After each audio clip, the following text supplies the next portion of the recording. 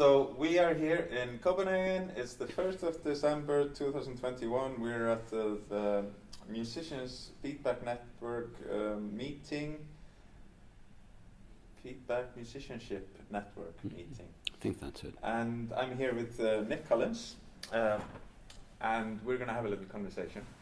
So Nic, you of course have a long history working with feedback, and thank you for the brilliant keynote this morning, which explained your thinking in many ways. But I would like to tease you a little bit and start really from the basics and ask the most basic question: what is feedback to you? To me. Yeah, what is it? So, and again, you know, this was something I think I talked about in the keynote, but you probably want it in a concise form here, which is that because of the time in which I started working with electronics for making sound and music with, which was the 70s, early 70s, there were very few resources available. And certainly there were very few affordable resources. You have to think that at this point, commercial electronic instruments consisted of, designated as electronic instruments, consisted of analog synthesizers, Moogs and Buchlas and these sorts of things, which were very expensive. Most of the studios at the time were for tape music production, and that technology was also quite expensive: tape recorders, oscillators, filters, these sorts of things. And feedback, whether it was the sort of feedback between a microphone or a guitar pickup and an amp in air, or feedback by taking the output of an amp and feeding it back on itself, was a very affordable way to make electronic sound. And also it was an extremely tactile form. You know, considering that that these systems did not resemble in any way musical instruments. In other words, synthesizer manufacturers at least put a keyboard in front of their thing to make it look like a musical instrument. Like a mic and a speaker, that does not look like a musical instrument. A wire going around an amplifier does not look like a musical instrument. And yet, they were curiously satisfying from a kinesthetic standpoint. It gave you the same sort of sense of partial control that one might have when just picking up a musical instrument for the first time. And I think that was literally seductive. I mean, I think that literally pulled people into working with the material. And it happened with sort of my mentor generation, primarily David Tudor and Gordon Mumma, those people, David Behrman, Lucier, Pauline Oliveros, a lot of these people. And I just sort of stepped into that world when I arrived at university and became a student of Lucier's. So I think it was available, it was affordable, it was good for work outside the studio, that is, as a real-time performance instrument. In my particular case, there was one other factor, which I also spoke of, which is from an early stage of learning about the work of Cage. In my first year in university, I experienced a kind of a brain freeze in terms of making decisions musically, and I felt, like many people did, under the sway of that man. Kind of like, oh, I could do this, I could do this, I could do this. I kind of lost my sense of judgment about what was good, what was bad, what should follow after something else, this and that.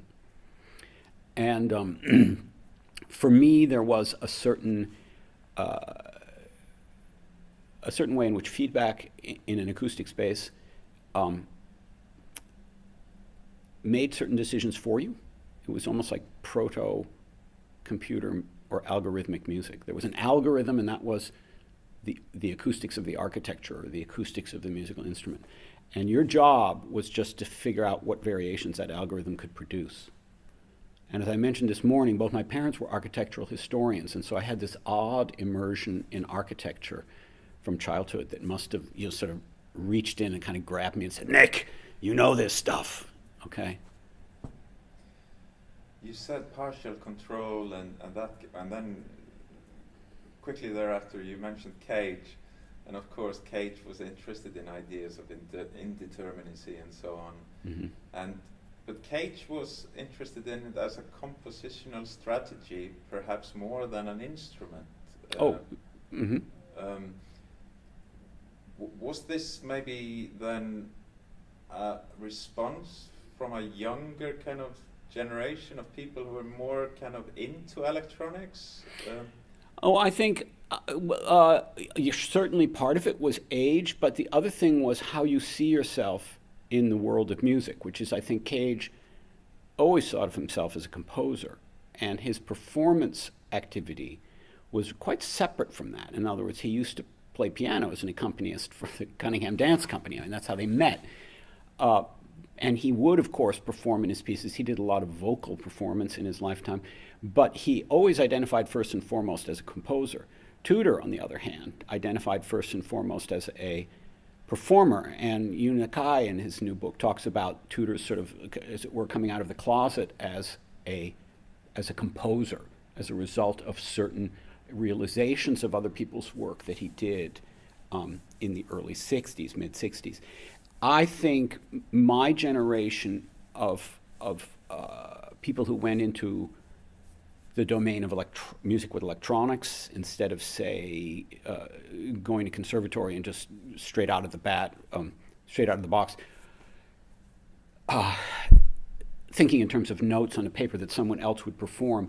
I think we were very much influenced by the pop music of our childhoods, where there was this, instead of having songwriters and bands that would play the music, you suddenly had bands that wrote their own material, and this was basically like a crude version of what then became known in more elitist circles as the composer-performer.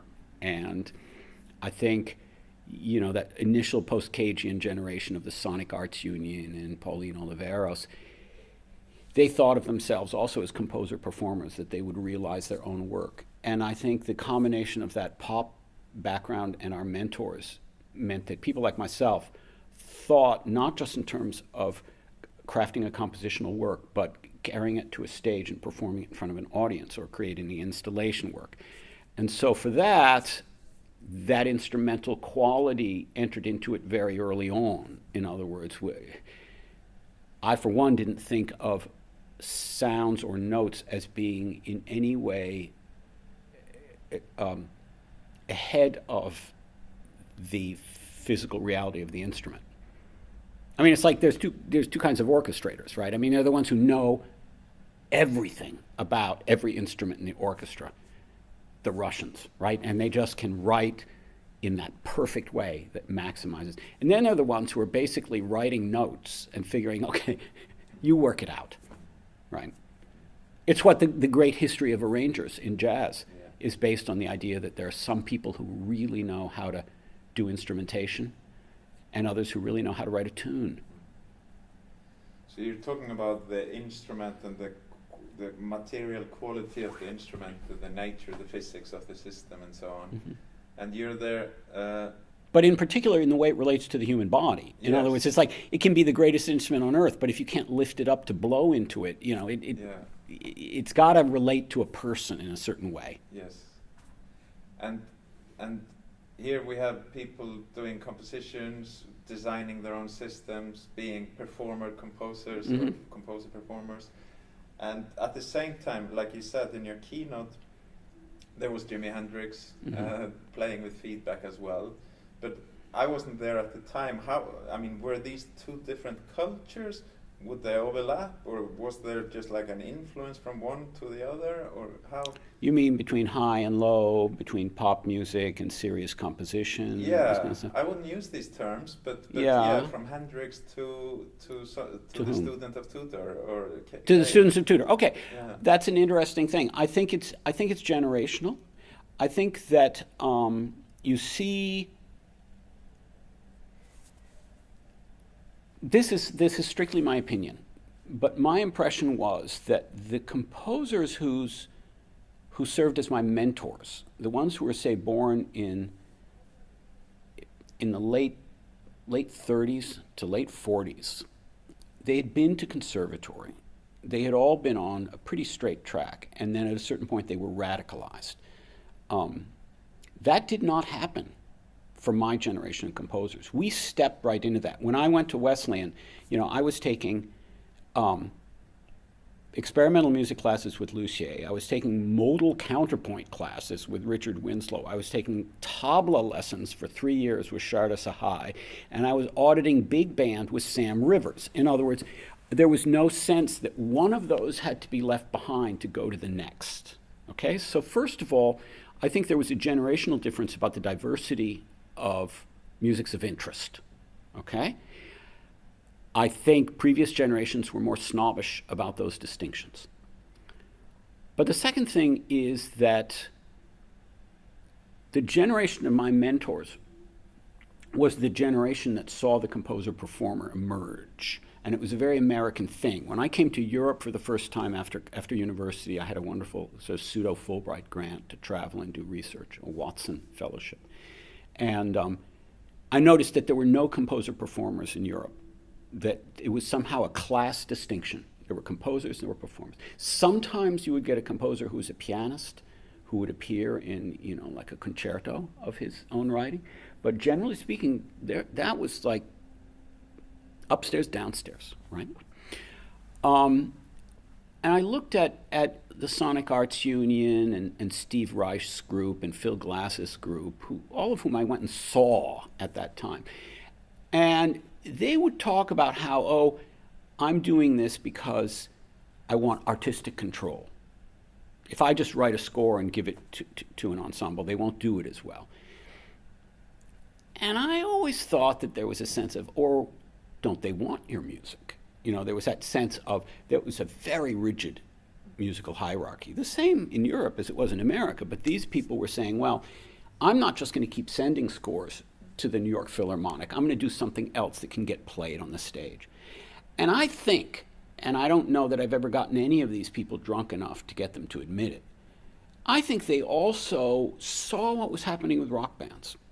They saw, that there was this merging of songwriting and performing, that it was no longer Tin Pan Alley and a band of session musicians that you put together to record the tune. And they may have dismissed it at the beginning as being childish and not advanced and just pop music, but then they couldn't help but notice that it got a tremendous public appeal, regardless of whether it was money-making or not. It was a cultural movement that after 1968 you could not ignore. And reasonably serious and intelligent music critics were starting to write about it as if it were music, not just a form of education or a cultural fad, which is how it had been regarded in the 50s. A fad, pop music, it's what teenagers like, right? So I think that there continued to be a sense of separation between these things. Oh, this is pop music. I used to be in a band and we did stuff like this. Now I'm doing, more serious stuff. But I know that it's about performance and visceral and this and that. I think that by the 80s, with things like the New York no-wave guitar thing, you began to get, like with bands like Rhys Chatham and maybe even Sonic Youth, you began to get much more of a blurring of what that was. I think we still in the 70s tried to keep things a little bit separate but have the spirit of one go into the other. But I don't believe that previous generation embraced that by and large. I think they were still a little bit too sensitive about what defined them as a composer. Interesting. I'm suddenly start to think of maybe Earcam and the kind of production of that software, Max, MSP or Pure Data, and the way that was the realm of serious composers, but then it was kind of picked up by electronica and dance producers, and then we have a very interesting situation where the same composers or same people in totally different musical cultures are using the same instrument or compositional system. Correct. Was there a parallel there that you were both? I mean, you were looking at Hendrix using feedback, and you were using feedback as well in your compositions. But these were separate worlds, but there was a common language or a common technique between two. Right. Like language might actually be a good term for it, because in other words, in any given language, you can either write a cookbook or a philosophical treatise. You know what I'm saying? In other words, that is the purpose of a good language, is that you can do that. And maybe that is some of these things that we think of as techniques. What's critical about it is it is a language. It is not a purely technical thing. That is, it comes weighted with the ability to convey messages. And some of this sort of, Hendrix and his ilk would use this sound world to tell certain types of stories. And a nebbishy little white boy from New York would use that to tell a very different kind of story, right?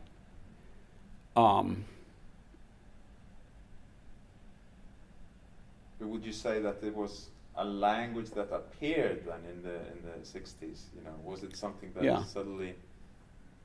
But it was a cause of much distress in many circles. Like I remember synthesizers got a very bad got a very bad reputation in a lot of the sort of more serious electronic music circles as being, too facile and too much associated with pop music. And, Cage very famously dismissed the theremin, which is potentially quite a remarkable instrument, and one that certainly, could benefit from, say, A, experimentation in a compositional front, and B, extensions in terms of its instrumental technology, be it like the way you add a mute to a trumpet or you add a fuzz box to a guitar. You don't have to stop at the instrument.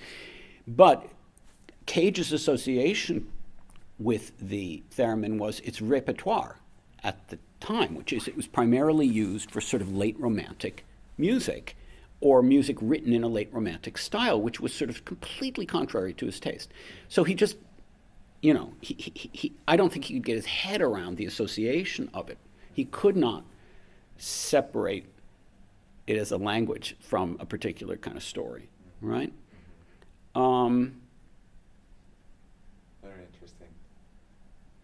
So I would say that something like guitar feedback. I think that, for example, in the Wesleyan studio, the guitar was kind of like a bête noire, that to bring an electric guitar into the electronic music studio was kind of like, ooh, that's a little, it was like you could see, you could see the eyebrows going up on Professor Lucier when he would see a Stratocaster in the corner of the studio.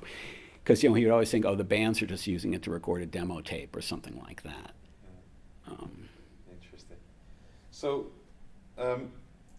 what then, just to continue with this question of what is feedback to you, what was it that attracted you to it in terms of, interminacy or shape or personality or composition, why was this material that you wanted to work with? What are the qualities? I think it was what I said before, which is that it provided a methodology whereby certain decisions I did not have to make. Certain decisions were made in advance. It was a little bit as if you had like a keyboard instrument where only certain strings would sound. And no matter how you hit the keys, you would always get pleasant music out of it. Pleasant, like whatever you describe as pleasant. And there is a curiously harmonic quality to feedback, even though it very often, from an analytical standpoint, it's very bizarre intervals, but they always seem to sound harmonious and harmonic at one and the same time. And the prevailing pitch ethos in the kind of minimalist world of the 70s, if we can think about, like a kind of a scalar language that everyone was working with, it was modal music. Everything was making a shift away from serialism and A, 12-tone music, and B, functional harmony.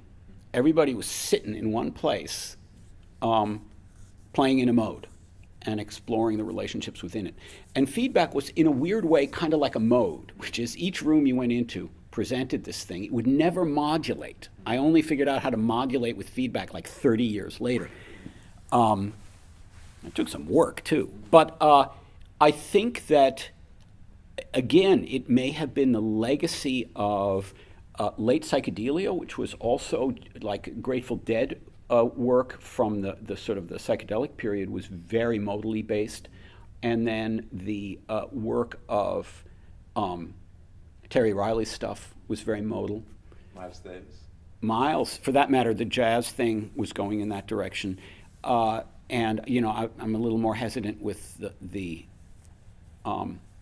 to qualify Phil Glass's early stuff as modal, but it had a similar sort of static quality until you got to those big changes between sections. So I think it, as I say, it sort of satisfied the sort of post-Cagean system idea about having certain types of decisions taken care of you outside of your personal taste. But unlike Cage, and I knew this from the outset, I didn't know what I wanted, but I knew what I didn't want. So it filled that block, which is I didn't want just any notes that would arise out of a chance system. I wanted them within, I mean, let's be blunt about it. I wanted it to be pretty within a certain weird definition of what that was. And pretty, all that really means is this is somehow satisfying to me aesthetically. Unlike Cage, I never assumed, pretended, wanted to abandon taste, to relinquish taste. I just had issues with the decision-making part. I wanted assistance making decisions, which is what got me in, by the way, to working with circuitry. It wasn't making beautiful oscillators that I could, you know, play on a keyboard. It was making sort of self-stabilizing systems, slightly indeterministic oscillators, systems that would sort of make their own decisions. I came into the circuitry movement in this sort of like pre-computer phase where there was a lot being done in terms of designing in cause and effect and decision making and this and that. And then from that, I moved very smoothly into those earliest microcomputers in the late 70s, which were so crude. I mean, as I said this morning, they're basically an Arduino, an underpowered Arduino. So to use them to generate sound directly, you had a very limited vocabulary, but they were terrific for doing formal structuring. Just quickly, before we go into the systems, I mean, I was just thinking, the 60s, early 70s, of course, there was the drone, and there was the, you know, like you said in the keynote, the hippie movement, Mm-hmm. all kinds of spirituality, drug-induced or meditation-based, and Mm-hmm. so on. And of course, this type of music is quite ideal for, Oh, yeah. for zoning out, you know, in all Mm. kinds of ways. So maybe that was also part of Right. the whole aesthetic, right? Sure, I think I discovered, I think the first music from that circle that I encountered, maybe 2 years before I arrived at university, was Terry Riley's Rainbow and Curved Air. And this was a record that David Behrman had produced for Columbia and had assumed it was just going to be another sort of fringe new music record. Well, it got reviewed in Rolling Stone magazine, you know, sort of on the same page as a Grateful Dead record, and said, you know, this is great stoner music. It's like, you know, come on, you're 14 years old, you're 16 years old, and Rolling Stone says this is great stoner music. You go out and you buy the record. So, yeah, I think you're right about that. That sort of Dorian modal drone mentality served as a bridge from late 60s pop into 70s minimalism of a more, you know, sort of kind of overtly musical direction. Very interesting. So that also these changes in compositional theory, you know, with the Cages, maybe indeterminacy, and also process music, Mm-hmm. class, and yeah, some randomness in electronic music and Mm-hmm. computer music even. It's all happening in different areas, in different places. Mm-hmm. And then you start to do electronics, as you Mhm. said, and you talk about the system and wanting some kind of decisions happening in the system. What was it that you were trying to achieve here? What did you want the system to take decisions, or are we talking about a piece or an instrument or Oh, I see what you're system, saying. Right. or is it? Right. Are you trying to create some kind of agency? Right. I think it's all of those things. I mean, at the risk of sounding like I'm escaping the question, that I said that I used to say that what was so brilliant about the microcomputers when they emerged on the scene, and they were an incredible pain in the ass to work with, but Paul DeMarina said, Nick, don't think of it as a computer, just think of it as a big, expensive chip. It's like, oh, I can relate to that. And it was that, I used to divide my resources into, well, there's the composition, and there's the performer, and there's the instrument. And each one weighs on the final output in some way. And, if you have a brilliant performer, technically speaking, and who has perfect control of his instrument, you probably get dominant image is the composition, and the other two are just this sort of window that it comes through, right? But if you have a musician who makes a lot of mistakes, suddenly like, wait a second, this is a different piece, right? Like when you hear a Beethoven symphony played by a student orchestra, it's a new piece, The Portsmouth Symphonia, was this sort of thing, right? And with circuitry of the kind that was developing in the 70s, there was an attempt to kind of merge those things. First, there was that sort of cliche that we all spouted, the circuit is the score. And I was talking to some people today about how until Yu Nakai did his David Tudor book, nobody bothered to do what I had been asking for years, which is if the circuit is a score, would somebody please analyze it the way you do the score of a fugue and show me the relationship between the score and the music I'm hearing. And I'm not talking about how does the circuit work, where is it amplifying the signal, where is it making it this and that. I'm talking about how does the musical form come out of it. So there was this cliche which had some truth, which is that the circuit was making certain decisions. It had certain qualities embedded in it, taken away from the composer, and it also made sound. So it was like beginning to occupy this zone where it would take a little from each column. And then, of course, when the computers came out, that was what really kind of crunched it together like a black hole, which is to say it didn't take much to realize that in software, you could produce the structure of the piece, you could have decision-making taking place in it that are the kind of things that a player might say of, oh, I'm going to add an extra measure to my improvisation here, this or that. And it could make sound. And it was a little limited at the beginning in each one of those things, but it really could embody those three elements. And I think that was what I was sort of looking for from the start, was this notion that you would hand over agency to something else, okay? But you would have a hand in inventing it. And if I ask you to play in a piece of mine, that is going to be an indication of my relegating to you power, because the way I work pieces, the assumption would be, Thor, okay, we've got 10 minutes here, the piece usually starts like this, it usually goes here, and you say, oh Christ, he asked me to improvise. I don't have a score in front of me. This is like, I gotta work my way through it. And I do that because I trust you. And that's how improvised music has worked for years. I trust you, man. You're gonna play in the band. And I think that part of the thing about building a circuit or programming a computer was, I know just enough to trust you to make decisions. It isn't just something I bought off the shelf and bring onto the stage fresh out of the box. If I did buy it, I've spent weeks figuring out what it does well. And if I've made it to do a particular job. So I think that notion of distributed agency is A, important to me.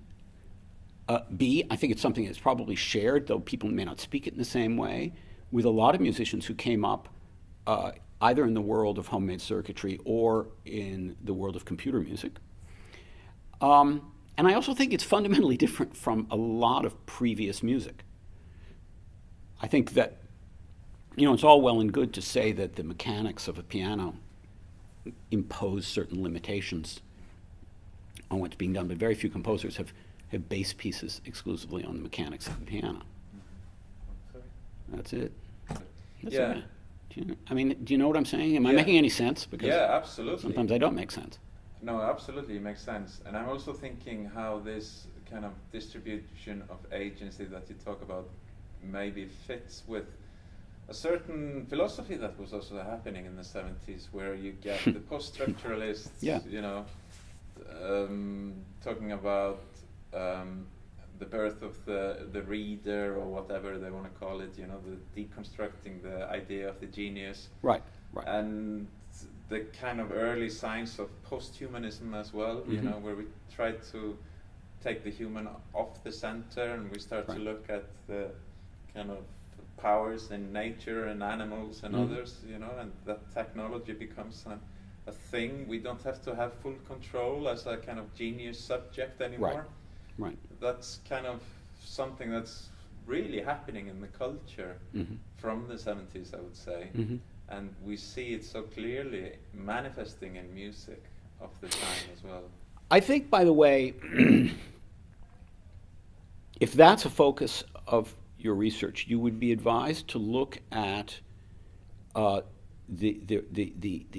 comments, the writing, the responses, the interviews with the first generation of artists, especially visual artists in America, coming after the abstract expressionists.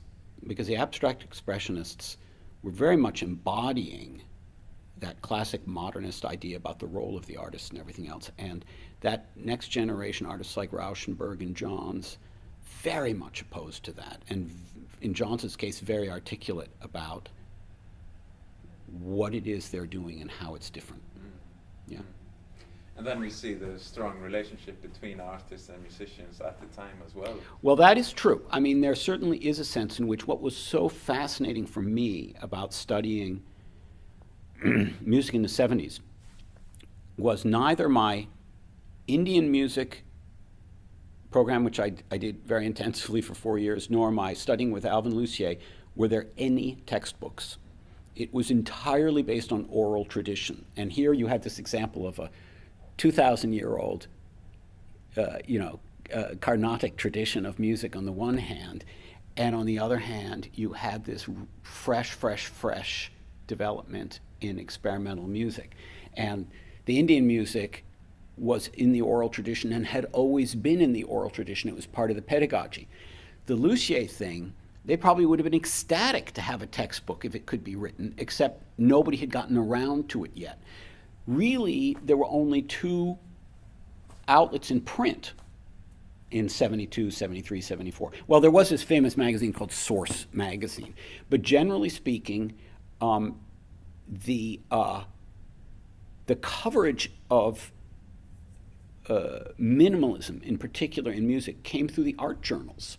That was where you read about composers like Glass and Reich, was not in a music journal, but in an art journal. And then, Tom Johnson did his famous columns for the Village Voice, which was sort of like a very zeitgeisty look at the downtown New York scene and some small percentage of other stuff. Now, that was really the first coverage it got as it being in the musical domain in a focused way. Interesting. So we have to wrap up, but I was just thinking maybe a final question. You of course, with all your practice and all your kind of programming and electronics and so on, how do you see artificial intelligence coming into this equation of being part of our systems? Let's say machine learning, for example, is as a statistical model of whatever behavior or data input and some spitting out some output, and there's a little black box there. Do you see this as a fruitful kind of instrument as part of all the other things that are on your table, or?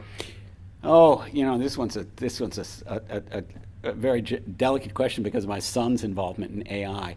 But I will have to say that he and I have had discussions about this notion of sort of the differences between the algorithm and the AI solution, and how I'm very interested in this. As I said, I think when we were speaking yesterday, this sort of new field of analyzing AI decision making to see if there is anything like a system at play in any way, or whether it is purely random sieving operations that are taking place until you get the right neuron formation. And I'm by no means an expert in AI. I have listened to a handful of AI-enabled projects. Jenny Walsh's rather sophisticated vocal performance, a somewhat more homebrewed thing by Adachi Tomomi, which I thought was adorable because he had trained one of his AI singers on his vocal improvisations and one on 50% his vocal improvisations and 50% cat videos on YouTube.